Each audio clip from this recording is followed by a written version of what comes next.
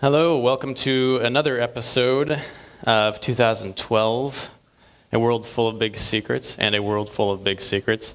To recap, what we've gone through so far has been talking about this prophecy, 2012, the end of the world. It's been growing in popularity. There's a movie out about it. There's a History Channel show about it.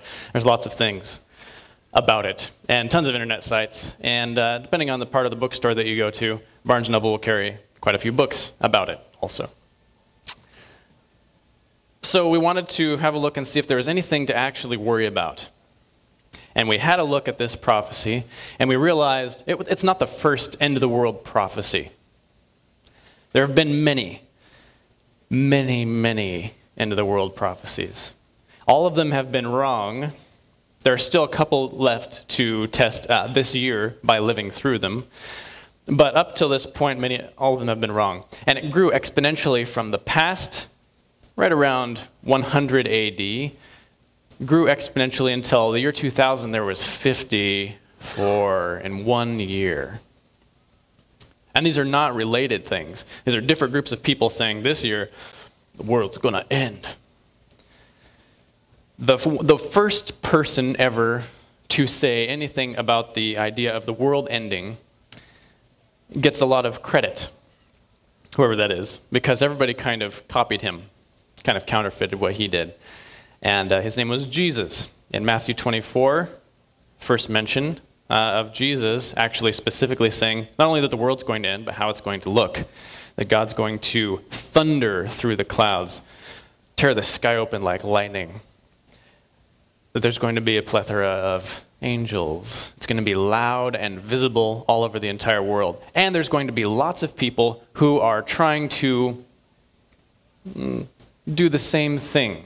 False prophets, he calls them.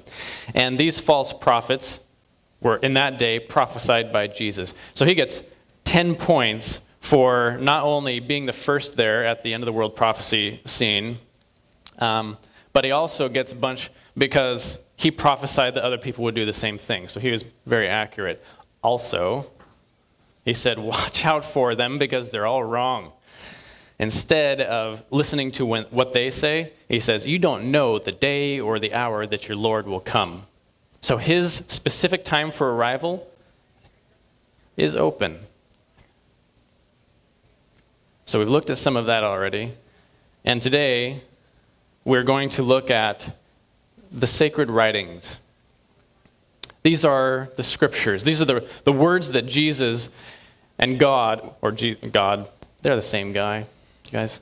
But he recorded for us, gathered together from different groups of people to make what we have now, and that is the Bible. I've been asked the question before, with great interest from me, is it true because it's in the Bible, or is it in the Bible because it's true? I believe that the answer is the second of those two options. That God found the things that were true, that he inspired people by being loving, that they wrote poetry about him because they were impassionated with him, and that soon all of those things, being very important and having a big influence, were gathered into one place for us all to enjoy today. It's a huge privilege to have a Bible, by the way. There are some Bibles around here. Raise your hand if you would like to have one, because we're going to be just kind of like looking at the Bible today. And if you'd like to have one to like leaf through and see how it's built and everything like that. Would anybody like one of those just to have? Okay. So here are some basic facts about the Holy Scriptures. The Holy Bible means Holy Library. Bible is derived from biblios, which means library. So it's a collection of books. How many? 66. Some of them are about the size of a novel, but we use really thin paper in the Bible. Otherwise, it'd be really thick. And they're all not condensed, but they're printed in small type and everything to keep the size of the book manageable, the Bible. The Old Testament was written about 1500 BC to 400 BC, and the New Testament was written 40 AD. That's a couple of years after Jesus' death, to 100 AD. Many people say, well, the New Testament wasn't written for like 100 years after Jesus died. But actually, maybe that's true of some of the, the Gospels, but the epistles, the letters written to the churches and that sort of thing, were written just a couple of years after. But interesting for you to learn. It appears, according to the Bible, that life has been around for about 6,000 years. And you may have noticed on the back table that there is a timeline of the whole world. And it covers about 6,000 years of history. It's pretty accurate to the Bible. Jesus' death is in a little bit of a wrong spot, and the flood has been changed by a few years and different things like that since that was created. But it's pretty accurate, so just enjoy it. If you look up here, you can see there's some dark areas between 2000 BC and 0. There's a dark area, and that is the period of time that the Old Testament was written. And then there's a little tiny dash right after the year 0, and that is when the entire New Testament was written. The New Testament's significantly smaller in volume than the Old Testament. So that makes sense. Then you can see everything else that kind of happened. Adam and Eve were up there. There's a flood.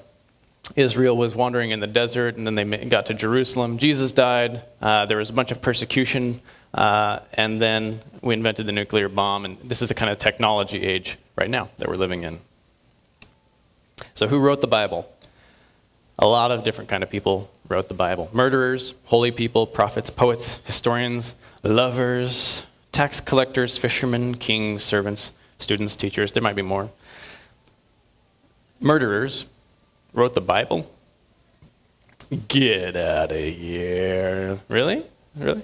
Yeah, Moses actually killed somebody, and he wrote 5 books of the Bible, or most of 5 books of the Bible. Most people believe, or most scholars believe, that Joshua actually completed the last of the 5 books. But he was a nice guy. He got past that part of his life. It was kind of a dark time for him. Then there were holy people, prophets. There's lots of prophecies that show up in the Bible, so anybody who wrote those would be a prophet.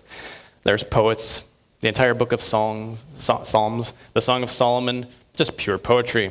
Also Song of Solomon, largely about sex, and so that would fall into the lovers category.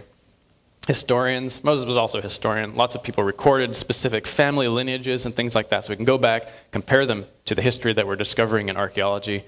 And I mean, maybe that wasn't their original intention, but that's what we're using it for right now. And really legitimizes the Bible. Is that a word? I don't know. And Genesis was written by Moses because previously to that, they had passed down the history of the world orally.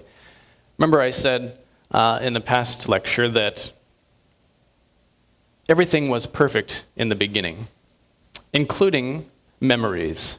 When you recited something to somebody, they could recite it word for word to somebody else with no difference. Why do I think that? Why do I believe that? Has anybody ever heard of an autistic savant?